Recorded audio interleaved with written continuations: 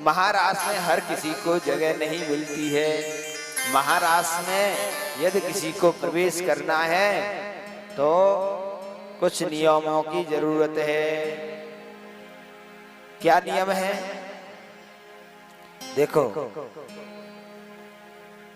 प्रथम सुवेरे भागवत भक्ति भगवत वाणी, द्वितीय आराधे भक्ति व्यास नवभाति वकानी, तृतीय करे गुरु समझि दक्ष सर्वज्ञ रसीलो, चौथे होई विरक्त वनराज वसीलो,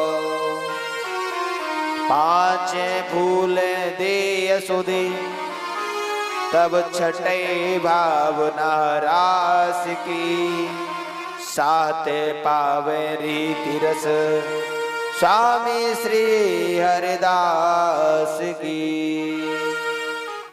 यह 7 नियम जिसके जीवन में होंगे उसे महाराज मिलती है। कौन से? प्रथम सुमर भागवत। पहला क्या है कि भागवत सुनना चाहिए, यानी प्रभु का सत्संग छूट रहा है। कथा में तो बैठते हैं लेकिन मन हमारा इधर उधर भागता है, तो ऐसे में महाराज नहीं मिलने वाला। तब छठे भावना रास की, रास के प्रति भाव जागृत हो, और सातवें पावे रीति रस स्वामी श्री हरिदास की। सातवीं बात है कि रीति रस, यानी अपने मन में उस महारास के लिए लगन लगी हो। इस प्रकार से अब महारास करने के लिए कन्हैया तैयार होते हैं, लेकिन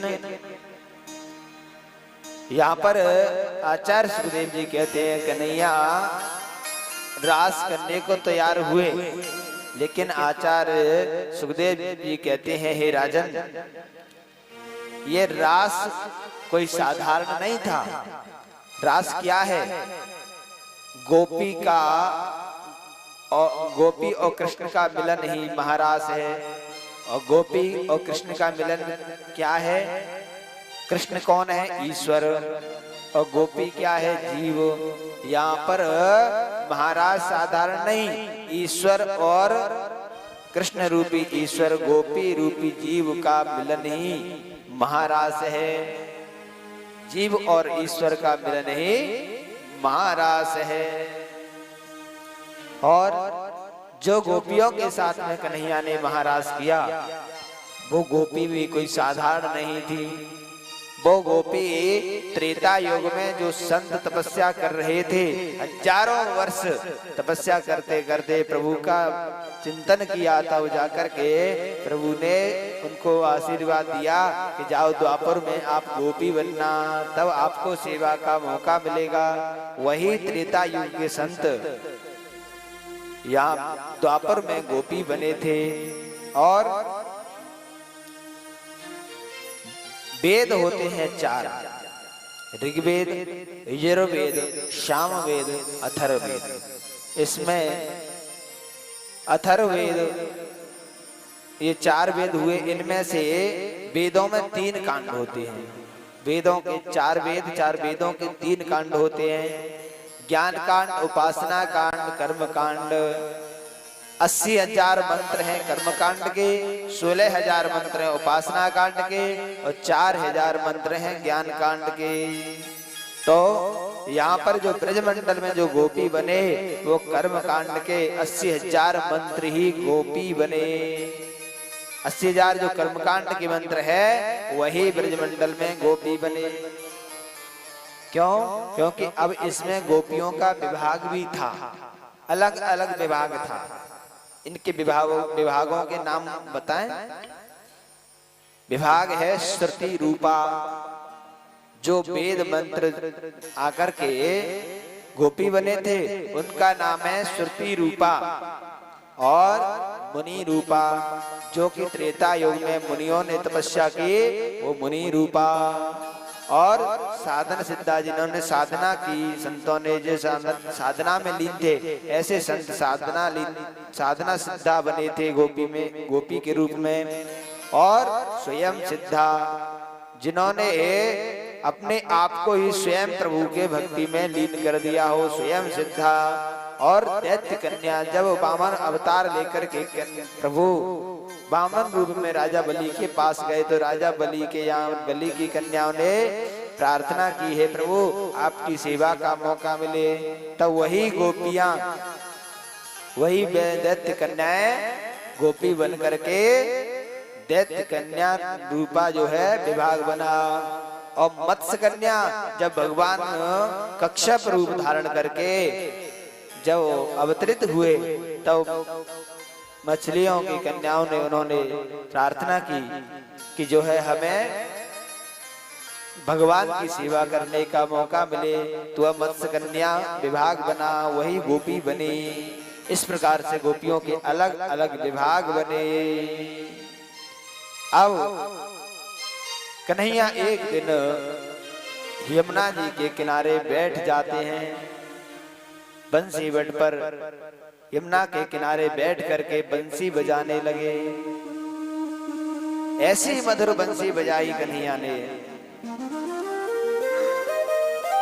जो कि प्रत्येक गोपी के कान में, प्रत्येक गोपी को अपना ही नाम सुनाई देता है।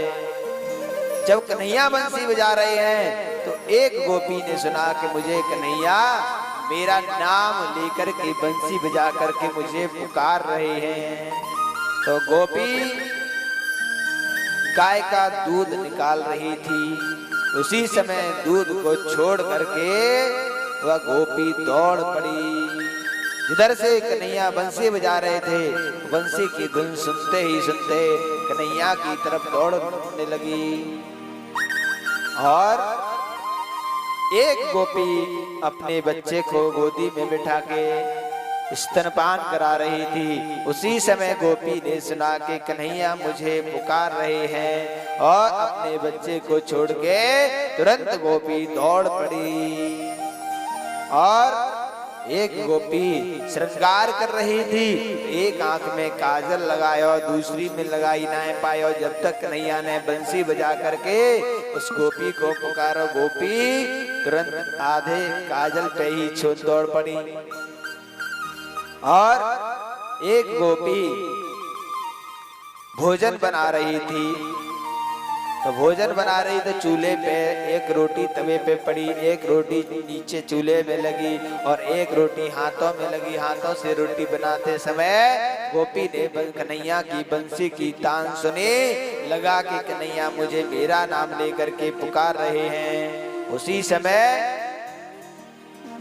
गोपी हाथ में रोटी लगी रह गई, चूल्हे की रोटी चूल्हे में लगी रह गई, तवे की रोटी तवे पे लगी रह गई। और गोपी ऐसी ही स्थिति में दौड़ पड़ती है कि कन्हैया मुझे पुकार रहे हैं। और एक गोपी सब्जी बना रही थी, तो सब्जी में नमक अधिक पड़ गया।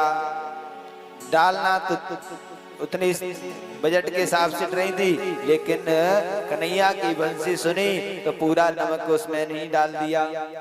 और जैसे ही सुना कि कन्हैया मुझे पुकार रहे हैं, तुरंत दौड़ पड़ी। अब एक गोपी अपने पति को भोजन करा रही थी। भोजन कराते कराते रोटी परसना भूल गई। कन्हैया की तान सुनी और दौड़ने लगी।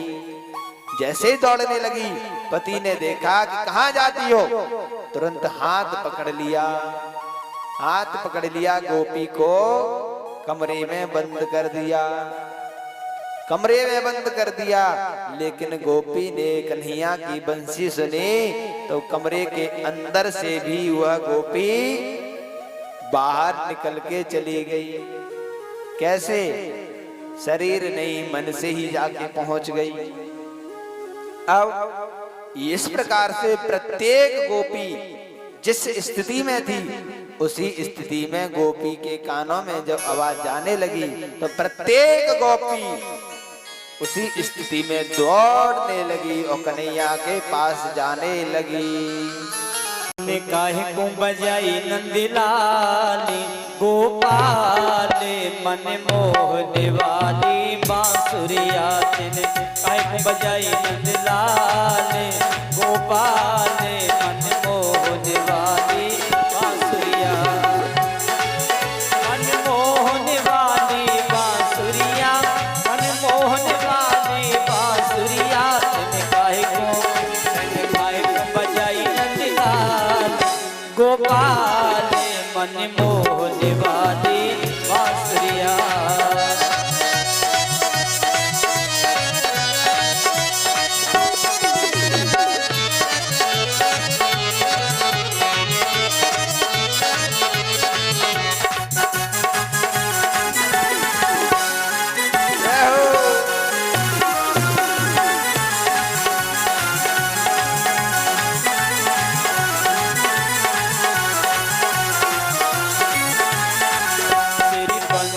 अजब निराने वाली बांसुरिया, मोहने वाली बांसुरिया, अने मोहन वाली बांसुरिया, मोहने वाली बांसुरिया, मोहन वाली बांसुरिया, मोहने वाली बांसुरिया। काहे को